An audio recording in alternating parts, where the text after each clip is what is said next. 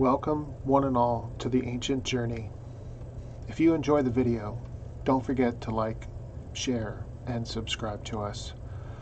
Today's journey, Debra Green. Michael Farrar was sick, really sick. It was 1995, and Michael wasn't sure he'd live to see 1996.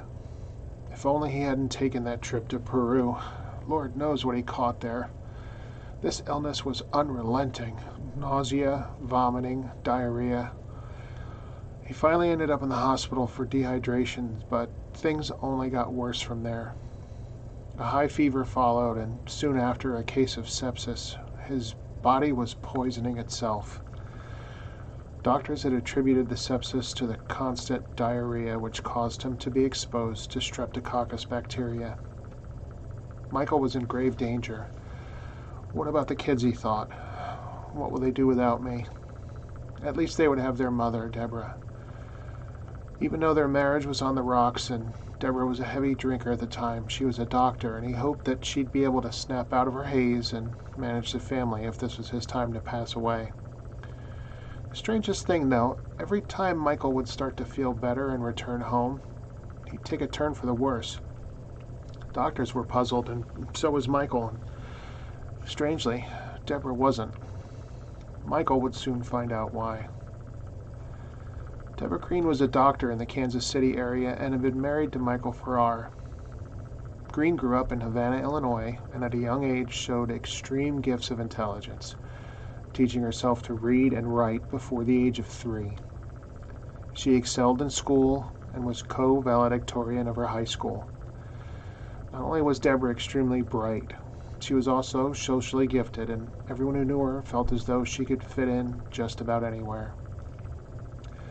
Green pursued a major in chemistry at the University of Illinois. After her graduation, she decided that her life pursuit would be medicine, and she attended medical school at the University of Kansas. She graduated in 1975, chose to pursue emergency room medicine as a career, and worked at the Truman Medical Center in Kansas City. Just as people thought, Debra could fit in anywhere, so in addition to her studies, she found time for a boyfriend. Dwayne Green, an engineer, was also studying at the University of Kansas, and soon the two were living together in Independence, Missouri.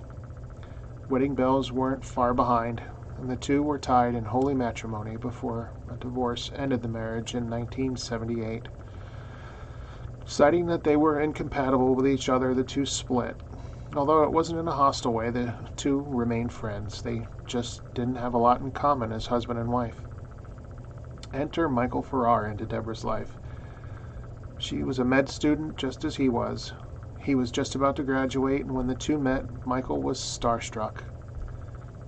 Debra was intelligent, vivacious, with a big personality and a bigger intellect. And she lost her temper over little things once in a while, but the two balanced each other out. Michael was stable and calm.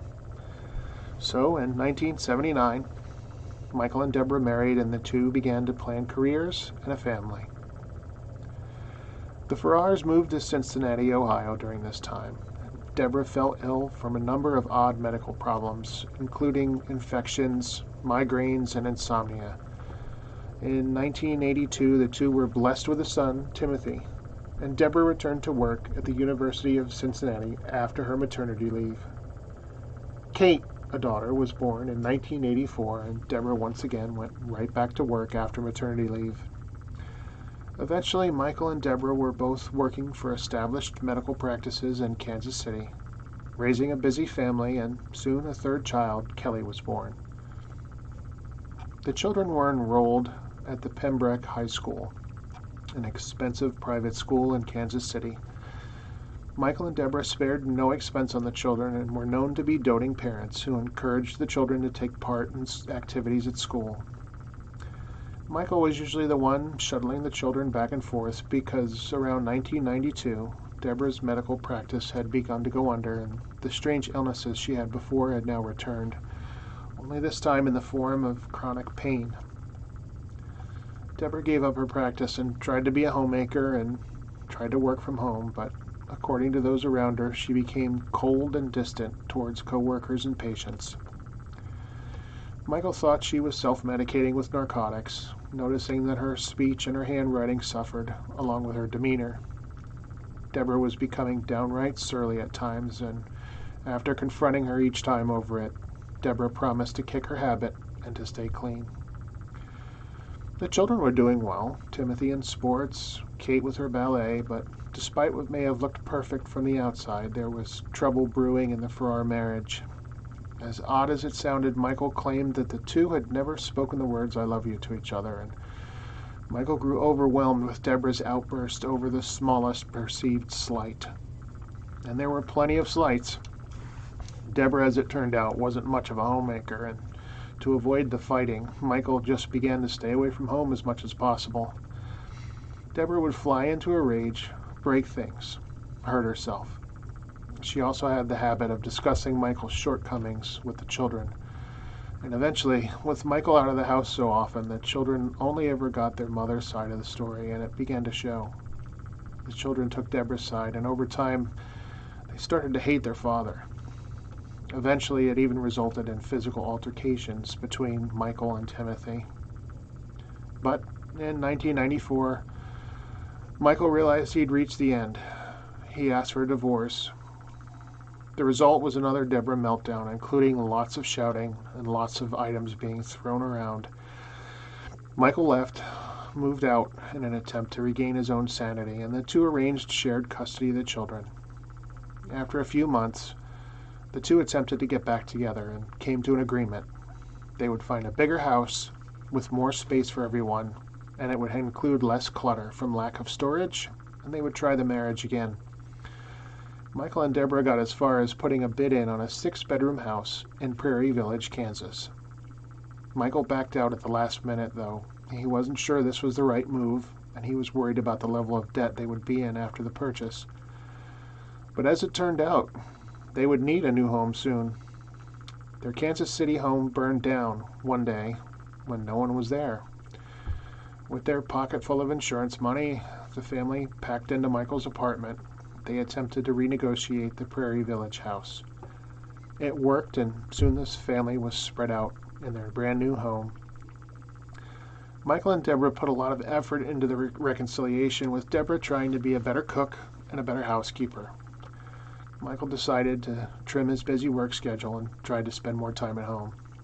Soon, though, the old dog went back to their old tricks, and the two were at each other's throats once again. The family had a planned trip to Peru, and Michael had made up his mind. When they arrived back home, he would bring up the divorce once again. The Peru trip was in 1995, and Michael was hoping to find the courage when he returned to break the news to Debra of the divorce, but what he found on the Peru trip was something unexpected. The Peru trip was sponsored by the Pembroke Hills High School, and one of the parents who attended was Margaret Hacker. Margaret was in an unhappy marriage, just like Michael, and the two hit it off. Shortly after their return from Peru, the two were having an affair, and Michael finally found the courage to ask for a divorce from Debra again. Debra went crazy. She told the children that Michael was leaving them and accused Michael of ruining their lives. Despite the episode, Michael still didn't move out of the home. Debra had become a blackout drinker and was becoming more and more unglued. The children had found her unresponsive on a few occasions, and in one episode, Debra was hiding in the basement after blacking out, later lying and saying she was walking around town while her family frantically searched for her. Debra was now also threatening suicide, and Michael reluctantly moved out of the house in the fall. He'd been feeling sick since Peru, and moving out seemed to be the best way to ensure his personal safety while he recuperated. Michael was glad to be away. Debra was often drunk, wishing harm to herself or to Michael's girlfriend, Margaret. Michael had searched Debra's belongings one night and discovered a package of castor beans in her purse, a letter urging him not to divorce her, and some empty vials of potassium chloride, which is a water-soluble salt mixture used to treat diarrhea. Michael came to a chilling realization. Debra was using the castor beans to poison him. Castor beans can be turned into ricin, which is a powerful poison. Michael confronted her about the seeds, and Debra confessed she was going to make ricin, but she was only going to use it to poison herself. She had never done it. Michael left with the few options that he had and committed Debra to psychiatric care. The police report noted Debra's bizarre behavior that day and also her violence towards Michael, spitting at him and cursing at him. She was eventually committed, actually escaped, and then returned. Debra was diagnosed with bipolar depression, and she was prescribed several medications. She returned home just 4 days later. Michael had moved out by this point, and a month later he took a week-long vacation with the intention of recovering some of his strength from his illness. October 23rd was a normal day, according to Debra. The children came home from school and did their chores and were hustled off to their different activities. The family was back together around 9 p.m. when they say that they had dinner. Debra had a few drinks and fell asleep around 11:30. At some point, she remembered speaking on the phone to Michael. He was asking some nonsense about which one of the kids had been paging him. Michael had spent the day with Margaret, helped run the kids to their activities in the afternoon, and then had dinner with Margaret and left her around 11:15. Phone calls between the two of them raised the temperature and resulted in a blow-up. Michael again accused Debra of poisoning him, and he told her he would soon have social services involved to take the children away from her. Michael finally hung up the phone and watched television until a little after midnight. Michael received a phone call from his neighbor, screaming at him that his house in Prairie Village was on fire. A 911 call came in at 12:20 a.m. from the house, but no one spoke. Police were dispatched and found the house engulfed in flame. Fire trucks arrived to find Debra and 10-year-old Kate safely outside. Kelly and Timothy were still inside the house. Despite the raging fire, firefighters noted how cool and how calm Debra was, even with her children missing. The house was a total loss, and it had claimed the lives of both Tim and Kelly. Both were ruled to have died of smoke inhalation. Arson investigators were brought in and ruled out the normal causes of fire: faulty wiring, furnaces.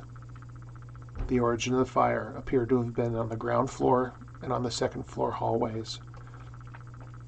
Pour patterns were seen, indicating that a flammable liquid had been used to start the fire. To their shock, the pour patterns indicated that they blocked the stairway from the second floor and covered much of the hallway of the second floor, stopping at the master bedroom. They identified that between 3 and 10 gallons of accelerant had been used. Shortly after, the district attorney announced that the investigation was now criminal. Michael was interviewed by police and was devastated by the loss of his children.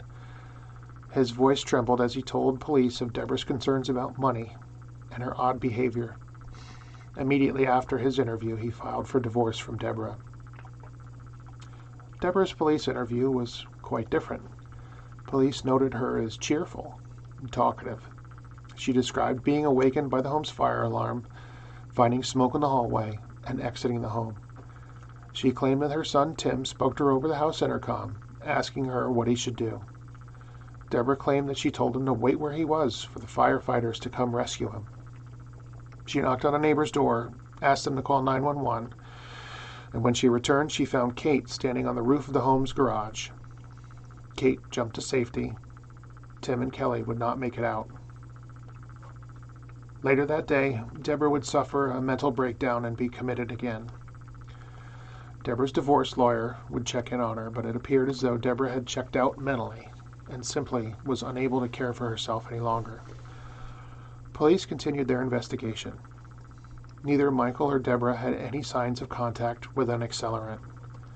Police did note that Debra's hair had been singed by being close to a fire, despite her claims to the police originally that she was never close to the fire. Police began to suspect that Debra, especially after learning of her attempted poisoning of Michael, was responsible for the fire. They tracked down a store that Debra had purchased the castor beans from and noted the timing of the purchase coincided with the time that Michael had begun to get sick. Michael underwent surgery in 1995 for an aneurysm and submitted blood samples to test for ricin antibodies. Antibodies were found in such large amounts that there was no doubt he had been exposed to ricin poisoning. On November 22nd, police arrested Debra, and she was placed in the Johnson County Detention Center. Shockingly, Debra's defense was that Tim, her own son, had not only started the fire that resulted in his death, but was also the person responsible for poisoning Michael. Tim had once been caught setting off Molotov cocktails and also did most of the cooking in the house, which gave him the opportunity to add the ricin. Also, Tim and Michael had come to blows before, so it reasoned that Tim had motive. Prosecutors weren't buying it and requested a death penalty, and finally, after several months, Debra pled no contest to 2 counts of capital murder, 1 count of arson, 2 counts of attempted first-degree murder. She accepted a prison sentence of 2 40-year sentences with no possibility of parole, but avoided the death penalty. In her sentencing statement, Debra said, "The death of a child, any child, under any circumstances, is a terrible human tragedy. The death of these children under these circumstances is a tragedy almost too great to bear. It is nevertheless a tragedy that I must bear for the rest of my life, and one for which I must also bear responsibility. Nothing that I can do or that can be done to me can bring my children back. In accepting responsibility for this crime, I recognize that I must face and accept the punishment as judged by the court, and must also face the sorrow and the loss of my children and the reality of my role in her deaths." Thanks for watching, and thanks for sharing the journey.